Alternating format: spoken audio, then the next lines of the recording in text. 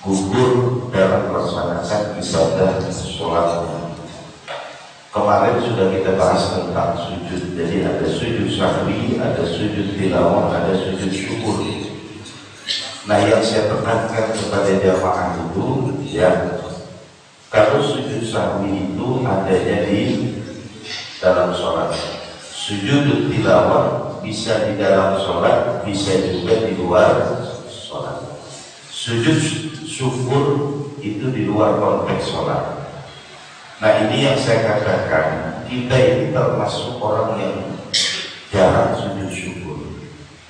Makanya kemarin saya katakan, biasakan kita sujud syukur, biasain. Menurut pada Imam Syafi'i, itu sujud syukur itu dirujuk min ni'mah. Kalau kita mendapatkan nikmat, kahudusi waladin, kalau misalnya kita dapat anak, kahudusi jahid, kita dapat kemuliaan, awin difah ibadah, atau mungkin terhindar dari barang kakharikin seperti tenggelam, kakharikin atau seperti terbakaran. Kalau Allah berikan keselamatan buat kita, maka disunahkan kita itu sujud syukur. Jadi kalau kita dapat nikmat apa saja, biasain sujud syukur. Umur kita ini sekarang udah berapa ya? 50, 60, 70, 80, 100 tahun. Itu berapa kita syukur kita kepada Allah dengan cara sujud. Biasain sujud, Pak. Ya. Jadi biasain sujud, nikmat apaan aja dah. Kita berangkat dari rumah ke kantor, sampai di kantor alhamdulillah sujud syukur, kita sampai di kantor. Pulang dari kantor sampai di rumah, alhamdulillah sehat, sujud syukur. Iya. Karena di bab kemarin yang sudah kita bahas, bahwasanya kalau kita sujud syukur, ya, sebagaimana di dalam ayat itu dikatakan, la in syakartum la azidannakum. Kalau kita bersyukur, apa yang sudah kita dapetin la azidannakum.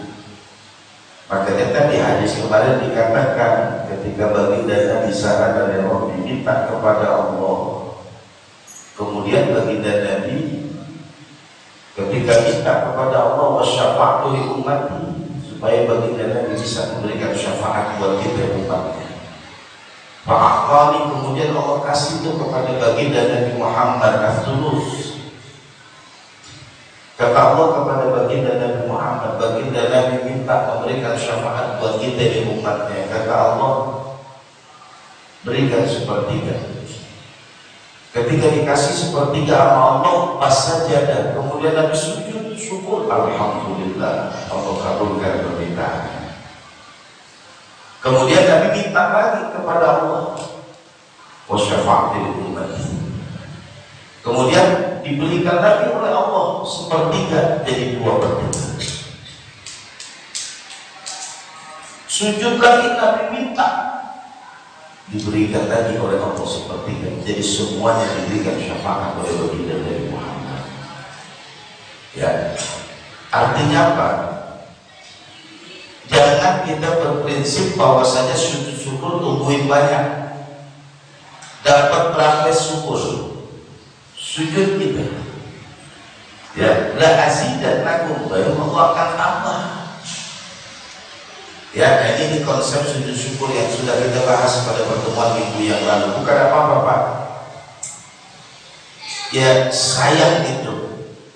Ketika Allah kasih nikmat kepada kita,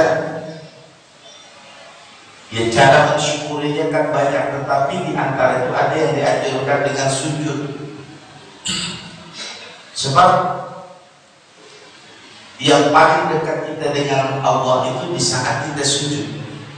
Dan Allah banggakan kepada makhluknya ketika ada manusia yang sujud di hadapan Allah. Ya, ini maka saya berharap di semua jamaah mulai sekarang nikmat yang kita dapatin, coba kita belajar sujud di hadapan Allah. Sujud alhamdulillah. Misalnya juga boleh begini, kelar kita nih, ntar pengajian, kita sholat maghrib, selesai itu kita berdiri, baca doa,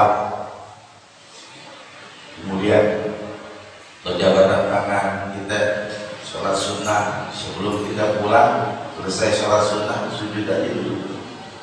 Alhamdulillah kita masih diberikan nikmat sehat. Teman kita buat ada yang tidak bisa jalan, teman kita ada yang berbalik ada kepada Allah. Sujud ya, ini Pak, ini insya Allah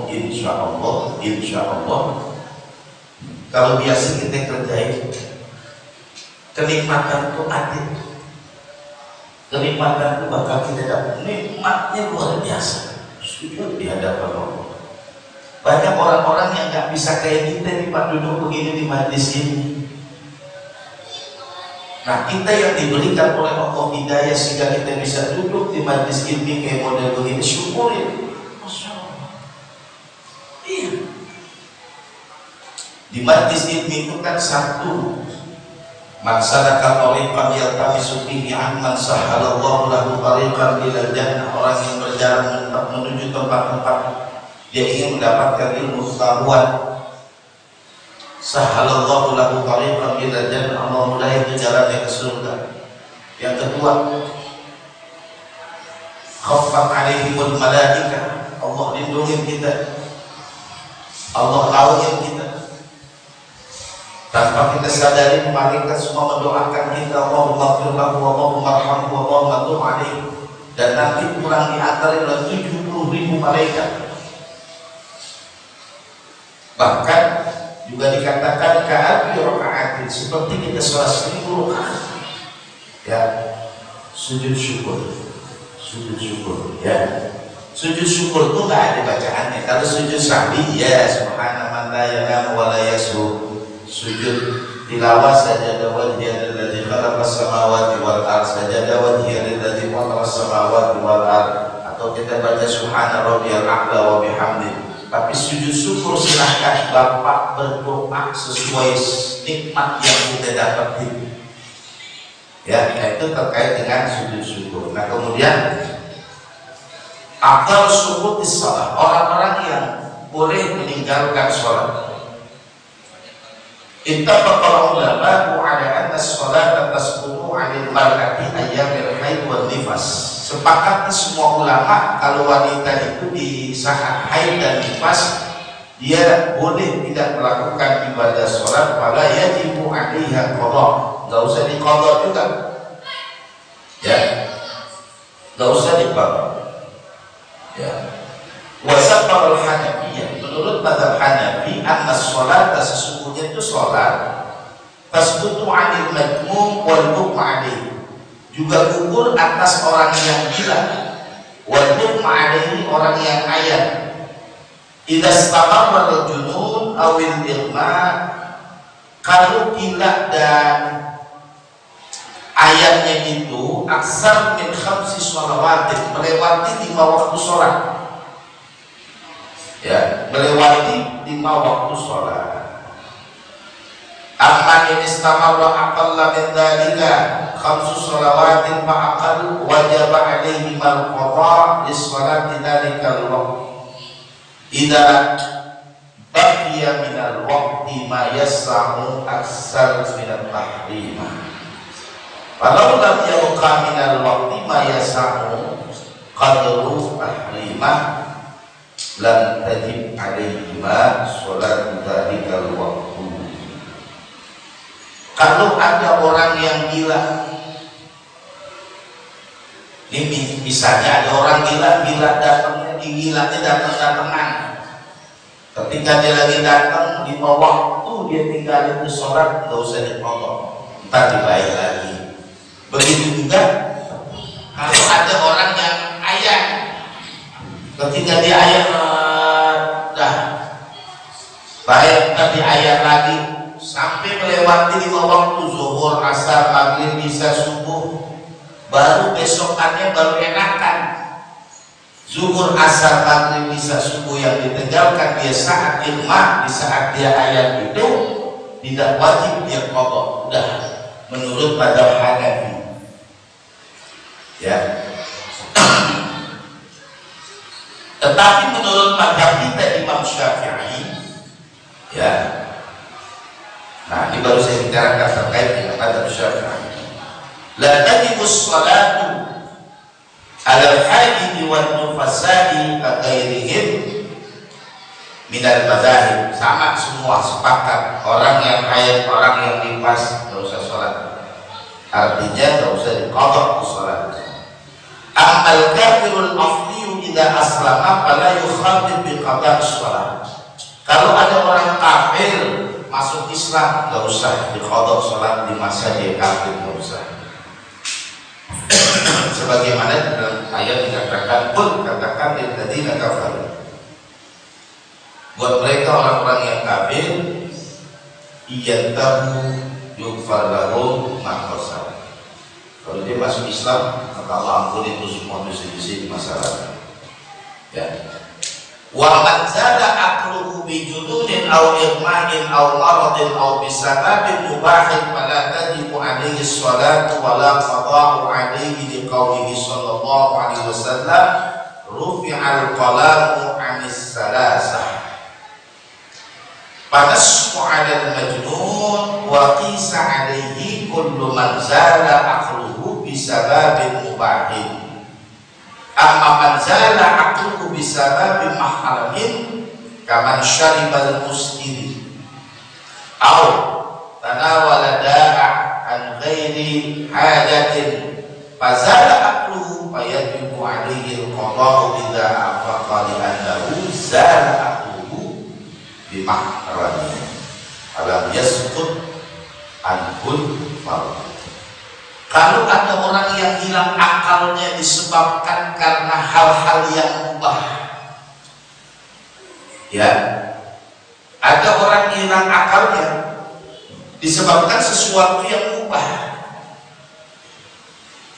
dia pingsan, nggak bangun tuh,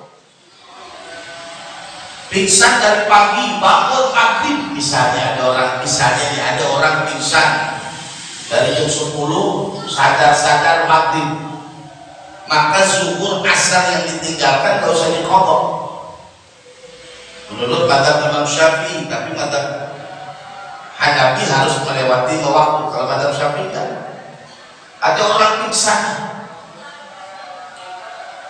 dari jam 10 dia pingsan, siuman sadarnya itu malam, isya dia baru sadar, berarti kan zuhur asar maghrib. Nah isya udah sadar, udah wajib tuh dia sholat. Nah ketika dia zuhur asar maghrib ini nggak sadar, boleh dia tidak mengqadha sholat yang ditinggalkan di saat dia pingsan. Tapi pingsannya bisa babin mubahin karena sebab sesuatu yang mubah. Kamalatin seperti orang sakit misalnya. Ada orang sakit dioperasikan, biasanya disuntik bius tuh, tapi biusnya bius total. Ketika dia mau dioperasi di bius total, nggak sadarin aku, baru sadarnya setelah operasi sekian jam. Dioperasi misalnya jam 11, baru sadar nanti maghrib atau isya, maka zuhur dan asar di saat dia tidak sadar, menurut madzhab Imam Syafi'i la yajibu alaihi al-qadha, enggak usah diqadha dia. Ya.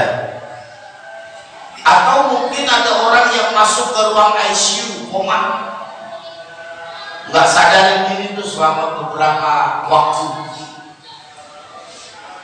Akhirnya dibangun sadar. Nah, alhamdulillah tuh seminggu masuk ke ruang ICU nggak sadar, udah tahu-tahu kebangun sadar nih. Alhamdulillah kesadarannya sudah mulai pulih. Maka selama dia masuk ruang ICU misalnya tidak sadar, nggak wajib mengqadha sholat yang ditinggalkan. Kenapa? Zala aku dianggap sebagai orang yang hilang akal. Berbeda kalau ada orang yang hilang akal itu bisa babi syariba muskila, dia minum minuman yang muskir, yang bikin mabuk. Ada orang mabuk pingsan hari semalam, bangun wajib mengqadha sholat. Tapi rata-rata tukang mabuk masih bayar sih. Di umumnya disuruh kotor disuruh bayar di buka kotor. Nah, kalau ada orang yang begitu dia wajib mengqadha. Sebab kenapa? Dia pingsannya, dia tidak sadarnya sebab karena minuman yang memabukkan. Yang kedua, atau dia minum obat overdosis. Sekali minum obat sakit kepala 3 strip. 3 strip, 1 strip 12, 3 strip kan 36. Dimakan semua. Pingsan. Pingsan dan 2 hari baru sadar. Qadha sholatnya. Sebab kenapa? Dia minum obat overdosis. Emang dia sengaja yang minum. Ya, nah itu seperti di sini mengatakan orang yang minum obat. Ya, ini perlu dipahami. Kemudian wa ammal murtad, sedangkan orang yang murtad. Nah, ini beda-beda pendapat. Menurut mazhab Hanafi, wa ammal murtad fala yuqta ma fatat zamanul riddah wala ma qablaha illa al-hajj. Menurut mazhab Hanafi begitu.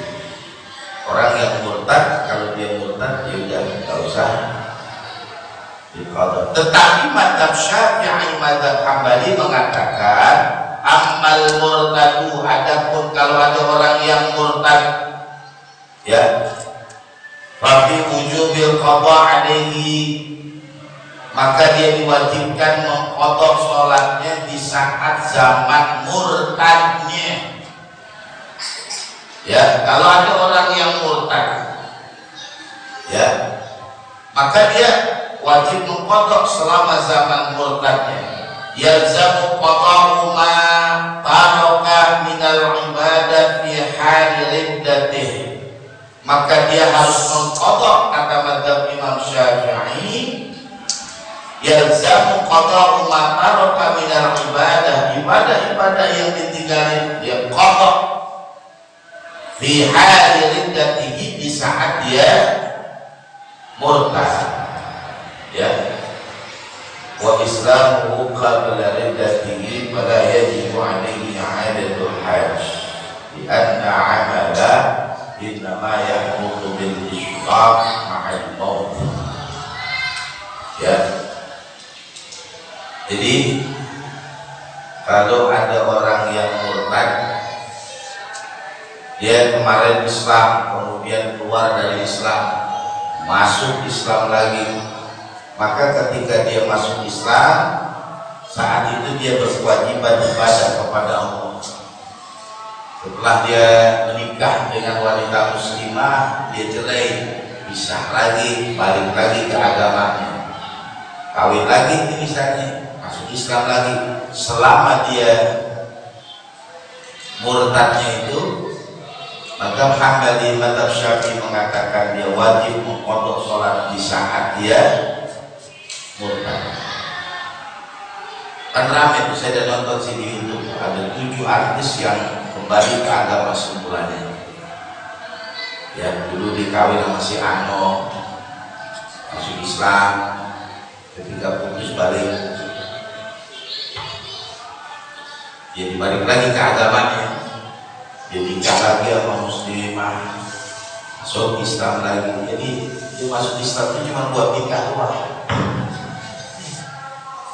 Nah, kalau yang semacam ini nanti, dia ini wajib ketika masa masuk Islam itu dia wajib sholat. Kemudian dia keluar dari Islam, masuk Islam lagi, selama dia keluar 2 tahun, 3 tahun, 4 tahun, 5 tahun, maka dia wajib mengqadha sholat. Ya, nah ini Makanya kalau ada orang yang murtad, dia tetap wajib mengqadha sholatnya di masa murtad. Ya. Nah kita aja juga dia sering tinggalin sholat, kita wajib qadha, wajib kita qadha kalau sholat-sholat yang pernah kita tinggalin. Wa man syariba dawa'an fazala aqluhu bihi nadharun fa in kana zawalan la yaqumu katsiran fa huwa kal-ijma' wa in kana yatatawalu fa huwa kal-junun amal muskir wa man syariba mahraman bi zalali aqlihi waqtan duna waqtin fala yutiru bi isqatis taklif. Ya, jadi orang-orang yang minum minuman keras kemudian kalau bahasa kita ngacu dah, ngomong ngacu dah, itu kan namanya kehilangan kesadarannya. Itu aja masih dianjurkan untuk membayar sholatnya yang ditinggalkan di saat dia mabuk. Nah ini Pak, ya orang-orang jadi gini, orang yang gugur untuk tidak, artinya dia boleh tidak melakukan sholat, satu orang yang haid, dua orang yang nifas, yang ketiga orang yang gila. Ya, madzhab Syafi'i anak kecil termasuk orang yang tidak kena khitab sholat sebelum dia sampai kepada baligh. Nih, nah begitu juga orang yang gila, kalau dia sembuh maka di masa gilanya itu dia tak usah mengqadha sholatnya. Ketika dia sembuh dari gilanya, saat dia sembuh, saat itulah dia wajib sholat. Begitu juga kalau ada orang yang pingsan, orang yang ayan. Ya, kalau menurut madzhab Imam Syafi'i, ketika dia ayan, dia pingsan, kemudian ada waktu sholat yang ditinggalkan, maka waktu sholat yang ditinggalkan ini tidak usah diganti, karena di saat itu dianggap orang yang hilang akal. Tapi madzhab Hanafi nggak bisa, harus melewati 1 hari 1 malam, melewati 5 waktu atau lebih daripada 5 waktu, baru dia tidak mengqadha sholat yang ditinggalkan. Bagi orang yang tadi itu mabuk disebabkan minuman keras atau minum obat overdosis, ya, nah ini orang-orang yang semacam ini ketika dia minum obat overdosis, maka dia wajib mengqadha di saat dia minum obat pingsan karena overdosis. Ya, dan ini terkait orang-orang yang jatuh kewajibannya atau gugur kewajibannya dalam melakukan ibadah sholat. Sampai sini dulu, ada yang bertanya? Ya. Pertanyaan begini, ini ada orang yang murtad sama orang yang biasa menjalankan sholat ya. Ini cara membayar qadanya bagaimana Pak? Orang yang udah murtad, bagaimana cara mengqadanya gitu? Mengqadha sholatnya? Ya. Itu dilakukan biasa seperti 5 waktu, setelah itu kita membalas qadha yang telah kita tinggalkan gitu. Ya. Jadi bagaimana cara membayar qadha sholatnya? Cara membayar qadha sholatnya yang utama itu adalah di saat sholat zuhur, setelah atau sebelumnya bayar zuhur. Di saat sholat asar, setelah atau sebelumnya dibayar qadha asarnya. Nah begitu. Tetapi boleh juga dilakukan di luar waktunya. Misalnya di saat sholat tahajud ada waktu senggang, ada waktu luang, kita membayar untuk qadha sholat boleh. Atau di waktu pagi hari di saat sholat duha ada waktu kita untuk membayar sholat, bayar boleh. Nah ini diriwayatkan dari hadis Nabi yang dulu pernah kita cerita, nanti saya ceritakan lagi, yaitu di serat perang Khandaq. Syagalul musyrikuna, jadi orang-orang musyrik ini terang sampai meninggalkan beberapa waktu sholat, hatta laila, sampai waktu malam baru selesai itu serangannya. Maka Rasulullah fa'amara Bilal fa'adzana wa aqama, baginda Nabi suruh Bilal Bilal azan qomat sholat zuhur, malam-malam tuh sholat zuhur, selesai salam qomat sholat asar, selesai salam qomat sholat maghrib, selesai salat qomat sholat isya. Itu dilakukan pada satu waktu, yaitu di malam hari. Nah, silakan kira-kira Bapak punya waktunya kapan? Yang afdal di saat waktu minimal banget satu hari minimal banget satu waktu, minimal banget. Syukur-syukur ya setiap waktu bisa kita bayar. Bukan gini Pak, saya cerita begini supaya nanti beban tanggung jawab kita ketika menghadap kepada Allah ringan. Ya, ringan lah ya Allah. Ntar ketika dihitung utang-utang sholat kita udah bayar. Cuman umur udah sampai duluan sebelum kita bayar. Itu namanya innallaha ghafurur rahim, Allah akan ampuni terus sendiri. Itu Pak, ya. Ada lagi Pak?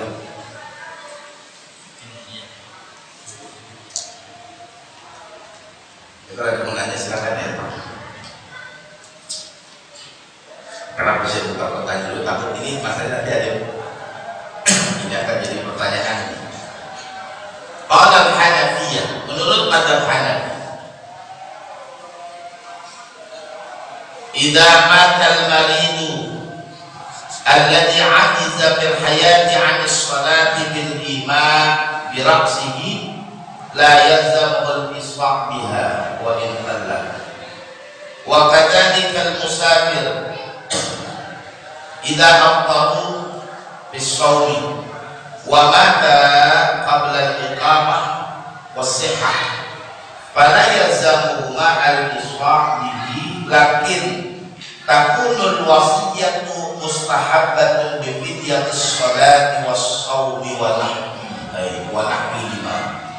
Wa man mata wa alayhi sholawatun fatat bi ghairi 'udhrin bi an kana yaqdiru ala adaiha walau bil iman fayalzamuhu al-isra' bil kafarati anha wa illa fala yalzamuhu wa in qallat bi an kana duna sittas salawat qawlihi sallallahu alaihi wasallam fa in lam yastati' wallahu ahaqqu bi qabulil 'udhri minhu.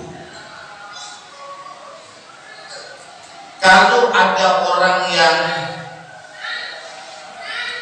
meninggal dunia, kemudian ada sholat yang ditinggalkan, maka di sini dikatakan lakin takunul wasiyatu mustahabbatun bi fidyatis sholati wasyam, membayar fidyah sholat dan membayar fidyah puasa.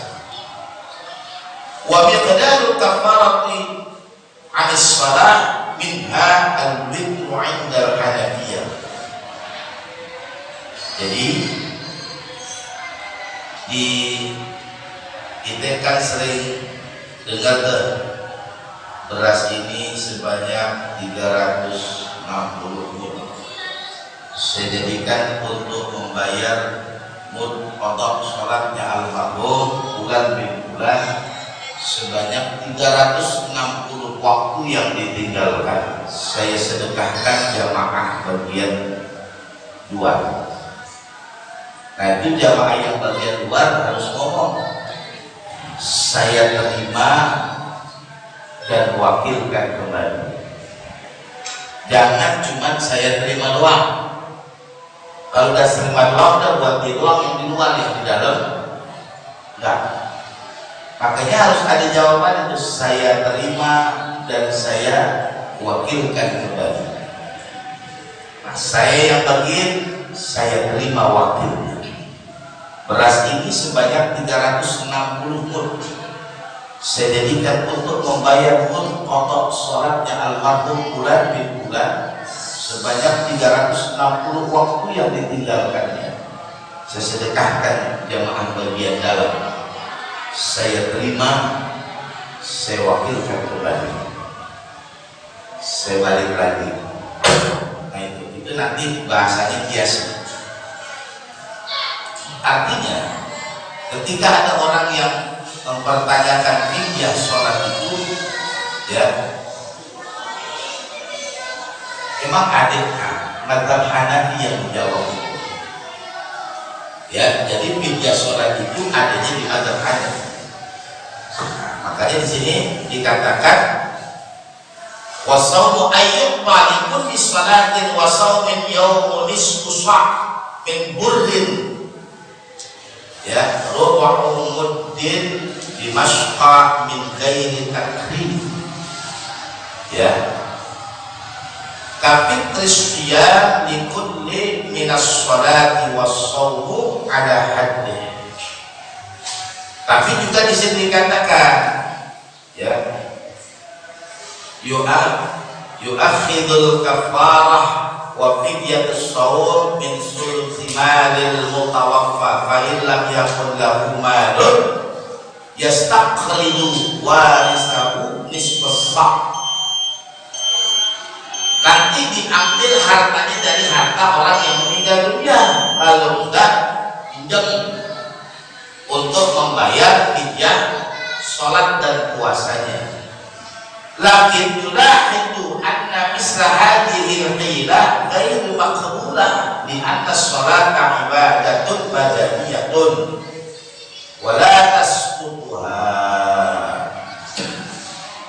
wa yajuzu i'ta'u fidyatis sholati li wahidi jumlah bi khilafi kafaratul yamin. Jadi kalau ada orang yang membayar kafarah sholat itu, ya walaupun terjadi perdebatan, karena ibadah adalah ibadah badaniyah, nggak bisa dibayar dengan beras. Sebetulnya di dalam bahasa itu bukan beras, bul, ya gandum, makanan pokok dah. Jadi kalau ada yang nanya bagaimana dengan fidyah sholat, pada Imam Abu Hanifah yang menjawab terkait dengan fidyah sholat. Nah, fidyah sholat itu, ya, bukan berarti daftar pokoknya lu bayarin fidyah sholatnya dah. Emang abang gak pernah bayar? Enggak, bukan itu, bukan. Ya, kalau misalnya ada kendala di sakit apa segala macamnya bayar dari fidyah. Makanya di kita ini ada orang yang membayar fidyah sholat. Dasarnya ada, Bang. Ya, ini biar kita tahu. Ya, walaupun juga terjadi pertentangan, terjadi perdebatan, nggak usah dipikirin, bayar aja ya. Kalau misalnya nggak jadi, udah jelas dari sedekah. Seandainya diterima, alhamdulillah, menutupi kekurangan sholat orang yang meninggal dunia. Makanya dikatakan oleh mazhab Hanafi, ambil dari hartanya untuk membayar fidyah. Ambil dulu dari hartanya, baru diwarisin itu semua. Jangan diwarisin dulu baru diambil hartanya, karena potong dulu buat bayar fidyah. Baru setelah itu dibagikan warisan. Ya, ini terkait dengan fidyah. Ada yang bisa dari. Ya, cukup mari sama-sama kita tutup majlis kita. Mudah-mudahan Allah Subhanahu wa taala mengampuni dosa kita, terima semua amal ibadah kita, hajat kita semua dijawab oleh Allah Subhanahu wa taala. Allah menjadikan semua anak dan keturunan kita orang-orang yang beriman bertakwa kepada Allah, bermanfaat bagi agama manusia dan bangsa. Allah hindarkan kita semuanya dari bala, bencana, musibah, penyakit zahir dan batin. Kita doain yang sakit, mudah-mudahan Allah angkat penyakitnya. Allah sembuhkan segala macam penyakit, Allah memberikan kesehatan yang sempurna. Rabbana rahmatullah dari seluruh keluarga besar kita, jamaah kita, orang tua kita, guru kita, pendiri wakaf penyumbang dan dari musolah dan majlis kita ini. Doain semuanya Allah ampuni dosanya, Allah terima semua amal ibadahnya, Allah tetapkan di sisinya, Allah masukkan kita dalam surga Allah Subhanahu wa taala. Kita semua yang hadir, Allah limpahkan rezeki yang halal dan banyak yang barakah, yang limpah penuh dengan ridha Allah Subhanahu wa taala. Kita semua dapat melaksanakan ibadah haji berziarah ke makam Rasulullah SAW, terhindar dari wabah dan penyakit. Dan saya mohon didoakan pembangunan dan pembebasan lahan pondok pesantren yang saya dirikan masih berlangsung. Mohon didoakan mudah-mudahan semua bisa selesai dengan baik, diberikan kemudahan kelancaran, keberkahan oleh Allah Subhanahu wa taala. Saya ucapkan jazakumullah khairan jazaa kepada semua jamaah yang telah mendonasikan, menginfakkan, menghibahkan, mewakafkan hartanya. Insyaallah semua akan diganti hati. Allah dengan penggantian yang terbaik, hajat yang dikabul, dimudahkan dilancarkan oleh Allah Subhanahu wa taala. Bismillahirrahmanirrahim. Alhamdulillahirabbil alamin. Ya Allah, ya Allah. Wa alladhina an'amta 'alaihim ghayril maghdubi 'alaihim waladdallin.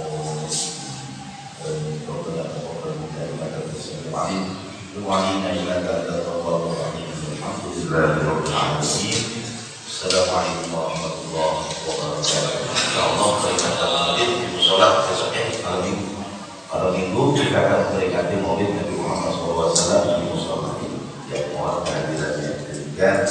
Wassalamualaikum.